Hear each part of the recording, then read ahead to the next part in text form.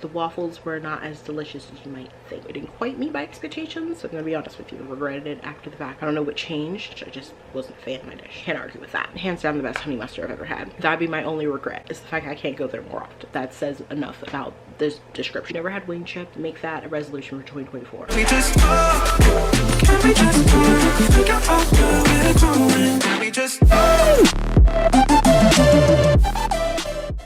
Hi guys, welcome back to my channel. My name is Haley if you're new here. If you are, so glad that you decided to click on this video, the last video of 2023. I am so excited to do my annual review. For this year, it's just going to be a 2023 year recap where I'm going to highlight some of the significant events that happened in the year, as well as go through all the different restaurants I visited, share my thoughts, a little bit of hindsight bias might be slipped in there, and then also share with you my top 5 picks of the year from all these different restaurants. If you want more in-depth reviews of each restaurant, be sure to check out my TikTok. I go a little bit more in-depth there, and I also give more real-time reactions to everything that I'm mentioning here. Without further ado, let's just go ahead and get started. First, starting with the significant events of the year, which included obviously graduating, having my final semester, which again correlates with graduating, turning 22, going to California over the summer, doing some other travels throughout the fall. Quite a eventful, travel-filled year. So up next, some of the restaurants that I visited this year. I'm looking at my phone for these if you're wondering what that screen is. Starting with Hendrix, is located in downtown Columbia. I would give it a 9.5 out of 10. One of my most viral restaurant TikToks at the moment, and I can see why, because it's such great like ambiance, dining experience. Food was really great and like great quality food overall, and it's definitely above your like casual eatery, casual dining place. You wouldn't probably want to wear a t-shirt here necessarily. There's not like a dress code or anything, but the atmosphere and just the ambiance wouldn't really call for that type of attire. Next, this one is located in Clemson, South Carolina, because if you didn't know, I graduated from Clemson University, so a lot of places that I, for a good period of my spring semester, were in Clemson, obviously. I would give that 9 out of 10. Lots of variety on the menu, great atmosphere. There's a lot of different like activities, arcade games, and just it's a really like activity driven type of restaurant, which makes sense. Game day type vibe. You're looking for somewhere to go on game day. If you're looking for like bar adjacent food, probably a great place to go, because the food is like still bar food, but it's like good quality food. Like it's actually delicious and stuff you would actually want to eat beyond just like your typical finger food. Like my burger was really juicy. I was able to get some really crunchy and yummy waffle fries, so I'd be more than happy to obviously swing by there the next time I visit Clemson. This next one is called Esther's Kitchen and Soul Food, and unfortunately it's no longer open. When I went, it was obviously open, but it was located in Columbia. Next is El Jimador. There's like multiple locations throughout South Carolina of this. I first tried it when I was a freshman in college, because there's one up there. Now they're, like I said, all over the place. You could probably find one so conveniently in South Carolina. But these are some of my favorite menu items, which include combination 9, combination 21, the fajita chihuahuas, and then the fajita burritos, which are some of my favorites. So if you're looking for something, want to try something new on the menu, check out those 4. Next is Potbelly Deli, also located in Clemson. Great breakfast spot, 9 out of 10. Really affordable, great place for takeout, especially if you're somebody who wants like very quick quality breakfast food. Next is Tombo Grill, which is located in the Forest Acres side of Columbia. I gave this a 9 out of 10. It is my second top choice of the year. Great quality food. Went there for my birthday. Next, East Bay Deli. I know this is a big franchise. Went there a lot this year. I give it an 8 out of 10. Great quick serve option. Lots of variety to choose from, honestly. And I'd recommend their Citadel sandwich or the gyro. Both great options. Next to Myrtle Beach, Johnny D's is the breakfast like waffle place. I was flipping the menu for a minute because there's so much variety you can choose from, which at first was a little overwhelming. I ended up making it like a great choice, and honestly most of the choices I was seeing, like as far as dishes were going in the restaurant, were great choices, so you probably can't go wrong there. I would definitely go back and try something different the next time, just because there's so many different options. Like I would feel bad to try the exact same thing again. Next is Captain Ance's, which is located in Calabash, North Carolina. 7 out of 10 for this one. It had seafood. Some live entertainment was going on when I was there. We were sitting outside. It was waterfront, so that was kind of nice to have like a breeze, especially when it's really hot in the south during the summer. Food honestly was a little so-so, so I'm gonna be honest with you. Like it was not the best I've ever had, but it was okay. And the flounder tasted fresh. That kind of summarizes my thoughts about there.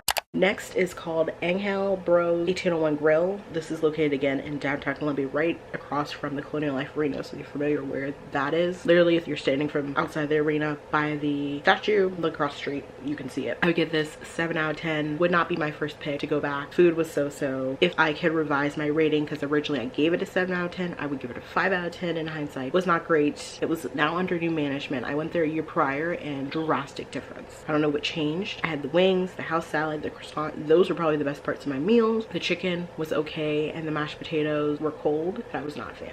Flying Biscuit Cafe, again, this is a very popular chain restaurant. 9 out of 10. Can't wait to go back because those grits were so creamy, and the French toast was probably one of the best I've ever had. So that's enough said.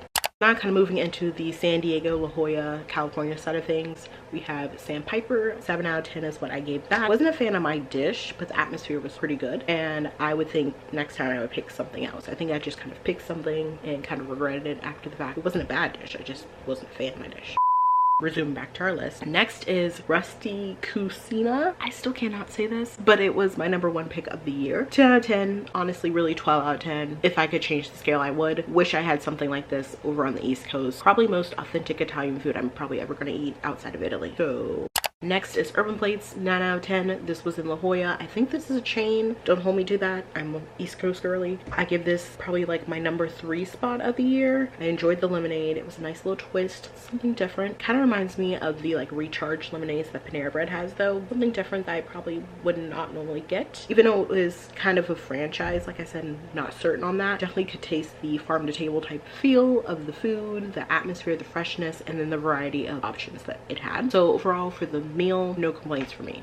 Next back here in Colombia is the Kingsman. I gave this a 7 out of 10 because it's pretty great as far as affordability goes. Can't argue with that.